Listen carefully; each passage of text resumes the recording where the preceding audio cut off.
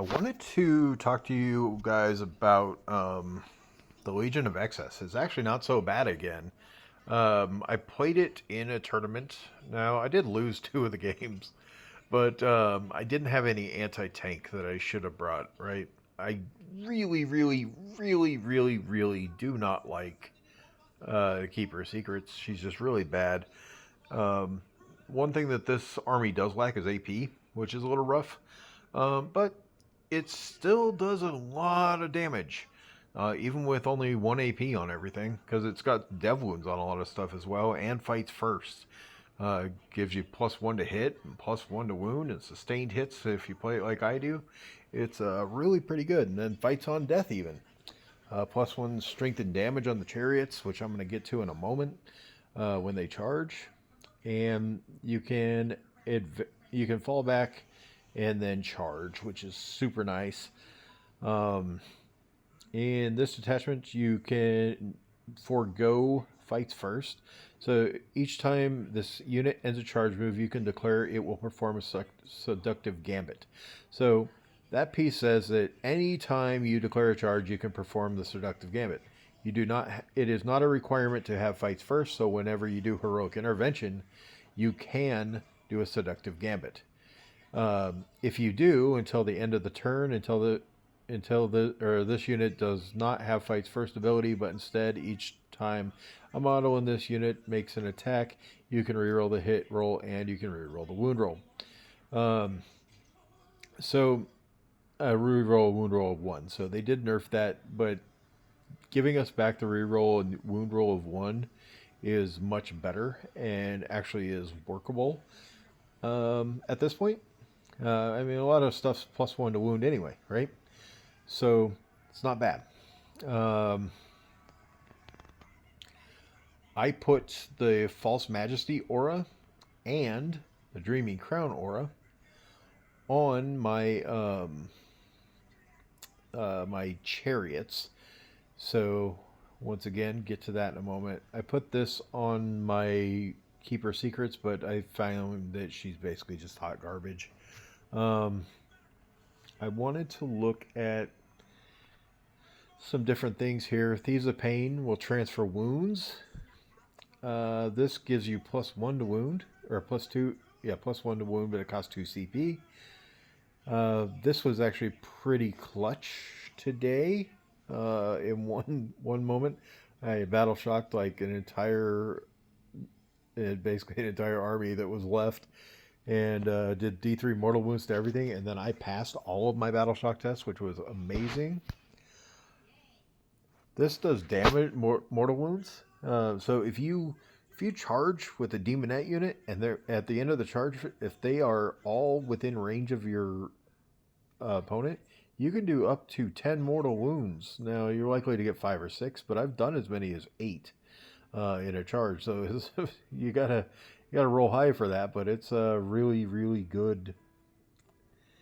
And then this is just subtract 1 from the hit roll for whatever's targeting you in shooting or fight phase, which is also really nice for keeping those little 5-up saves on the demonettes alive. I'm surprised how durable this list is, or this army is. The -1 to wound from the mask, I feel, is essential in this list. And then the +1 to wound is super nice as well. Let's hop over to the data sheets here. So I want to talk to you mostly about these boys, Hellflayers. So they've got a little anti-infantry gun, but it's anti-infantry 3 up. It's 3 shots each. You take them in squads of 2. So you got 6 shots, hitting on 3, strength 4, AP 1, 2 damage. Can't get +1 to wound on these, but it is anti-infantry 3, so these guys eat infantry so hard. I've wiped out entire berserker units with these guys and the chariot. Up to 20 of them. I think I left like 2 alive after I charged in with these boys. Then melee weapons. Look how many attacks this dude has. Remember, this is in squads of 2. Well, technically 3, but there's only 2 Hellflayers. 3 attacks, so you got 6 attacks, hitting on 3s, anti-infantry 3 up, strength 4, AP 1, 2 damage. This is not good into tanks and stuff, but I've even killed Angron with these things on the charge. Seeker Tongues. This was his worst weapon, but they still go through because you get the lethal hits, and then you don't have to roll the wound. It's super nice. Better if you're by a keeper, so you can actually get a pip of AP, but not necessarily required because dice are dice. And then 8 slashing claws per Hellflare. So you got 2 slashing claws, or 16 slashing claw attacks, hitting on 3s. You could be +1 to hit, so you could hit on 2s, 3s, and 2s on this. Strength 4, +1 to wound, still pretty good. -1 AP, and then this would be 2 damage on the charge. Starting at the top, it's 3 damage, 2 damage, 2 damage on the charge. These boys just rock.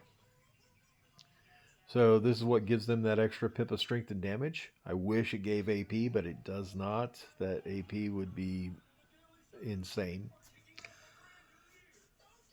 Also, the Exalted Seeker Chariot, which is somewhere around here.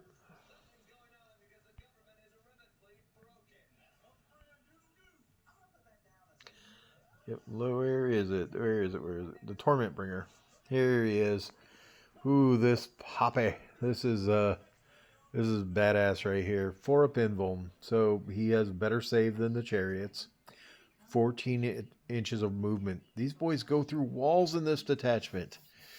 So 14 inches of movement with those other 2 chariots going through walls and killing anything they charge for the most part. He's OC3, so he's, holding objectives fairly well. He's only T6, so he's relatively easy to kill. But man, these guys rock. Again, another 6 attacks on top of the other 6, I believe it was, for the anti-infantry gun on the other chariots. So now you've got 12 attacks that are anti-infantry 3 up with 2 damage each. So good. Melee. Look at this. He's got another 8 attacks, 6 attacks, and 4 attacks. Anti-infantry 3 up. 8 attacks with dev wounds and 4 attacks with lethal hits. And this guy is insane. Look at this. He gives sustained hits to everything within 6 inches of him. So that includes his unit. So he gets sustained hits on all of this. So do all the other chariots that are with this unit. And like it says, you can lead Hellflares. It is a massive base, however. Anyway, and then on top of all that, they fight on death. So even if they die, they will still fight you. Super great. And these dudes are fantastic with Heroic Intervention because they still get the rerolls with Heroic Intervention because of the charge rule. And you get the reroll to hits and then reroll ones. And then even if they kill you, you still get a fight. So it's it's a nasty little list or unit. And I took 2 of them to my last tournament and had World Eaters up in my face turn 1. And by the end of turn 2, almost his entire army was dead from just these chariots and a couple Demonette units. So I mostly want to talk about this detachment with the Torment Bringer. I think, and the Hellflares, I do think that they would be good in Demonic Incursion, or even Shadow Legion, where they can't be overwatched, would be really nice. You could run a squad of these dudes up the table, can't be overwatched, and then they charge, wipe out whatever it is. The one thing that would be a little rough with them is if they don't kill the unit for some reason, you then have the problem in Shadow Legion that they can't fall back and charge. So they're probably still best in Legions of Excess. 6-inch deep strike and incursion though, so you can just kind of pinpoint accuracy, hit whatever you want. Again, though, they do have massive bases, so you got to be really careful if you're going to uppy downy these dudes. So that's mostly all I have to say about this. Those 3 detachments are insane with these little ladies on Seekers chariots. Let me know what you think of them. Have you used these? If not, would you give them a try? Bye.